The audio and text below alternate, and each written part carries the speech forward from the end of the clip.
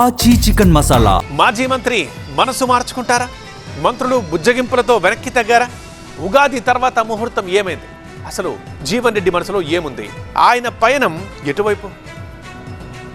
జగిత్యాల కాంగ్రెస్ లో ముసలం ఇంకా కొనసాగుతూనే ఉంది. మాజీ మంత్రి జీవన్ రెడ్డి వ్యవహారం రోజుకో టర్న్ తీసుకుంటోంది. ఆయన ఇంటికి మంత్రులు వరుసగా క్యూ కడుతున్నారు. మొన్న పొన్నం ప్రభాకర్ సంప్రదింపుల తర్వాత మరో 2 మంత్రులు రంగంలో దిగారు. శ్రీధర్ బాబు, అడ్లూరి లక్ష్మణ్ జీవన్ రెడ్డితో చర్చలు జరిపారు. పార్టీ మారొద్దని జీవన్ రెడ్డికి విజ్ఞప్తి చేశారు. ఏదైనా సమస్య ఉంటే అధిష్టానం దృష్టికి తీసుకువెళ్తామని భరోసా ఇచ్చారు.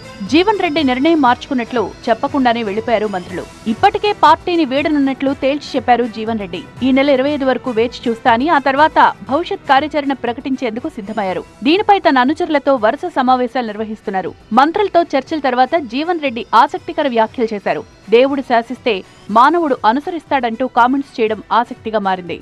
దేవుడు శాసించిండు, మానవుడు అనుసరిస్తాడు. దేవుడు శాసించిండు, మానవుడు అనుసరిస్తాడు.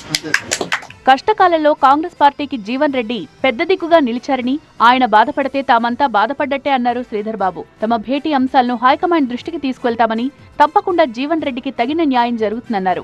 పదవుల గురించి ఆయన ఎప్పుడు అడగలేదు. ఫస్ట్ ఆఫ్ ఆల్ ఆయన ఇప్పటివరకు ఆ పదవి గురించి అడగలేదు. మనసు మార్చుకునే కదా ఆయన కొద్దిగా పటిష్టంగా ఉన్న నాయకుడు ఆయన. మేము పార్టీ పరంగా వారు ఖచ్చితంగా కూడా అపీల్ చేయడం జరిగింది.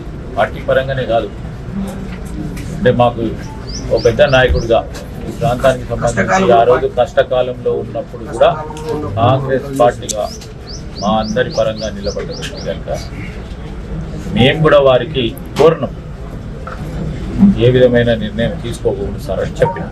జీవన్ రెడ్డి పార్టీలోనే ఉంటారని భావిస్తున్నామన్నారు మంత్రి శ్రీధర్ బాబు. సీనియర్ నాయకుడు పార్టీ వీడతారని అనుకోవడం లేదని, వారిని బాధపెట్టిన అంశాలు అధిష్టానం దృష్టికి తీసుకెళ్తామన్నారు. జీవన్ రెడ్డి తమతో పాటే ఉండాలని సీఎం, పీసీసీ కోరుకుంటున్నారని చెప్పారు. కాంగ్రెస్లో ఉంటారు వారు, మా నాయకుడు కాంగ్రెస్లో ఉండాలని ఆశిస్తూ ఉన్నాం, ఉంటాడు కూడా అని నమ్మకం ఉంది మాకు. మా నాయకత్వం కూడా ప్రత్యేకంగా కూడా మా ద్వారా కానీ మా ఇన్ఛార్జ్ నటరాజన్ గారు, మీనాక్షి నటరాజన్ గారు, మా మహేష్ కుమార్ గౌడ్ గారు, అదేవిధంగా రేవంత్ రెడ్డి గారు, వారికి సంబంధించిన సందేశాన్ని కూడా మేము వారికి తెలియచేయడం జరిగింది. ఈరోజు జగిత్యాల ఎమ్మెల్యే సంజయ్ పై గుర్రుగా ఉన్న జీవన్ రెడ్డిని మంత్రులు బుజ్జగిస్తున్నారు. మరి జీవన్ రెడ్డి వెనక్కి తగ్గుతారా, అధిష్టానంతో చర్చలకు వెళ్తారా లేదా అన్నది చూడాలి.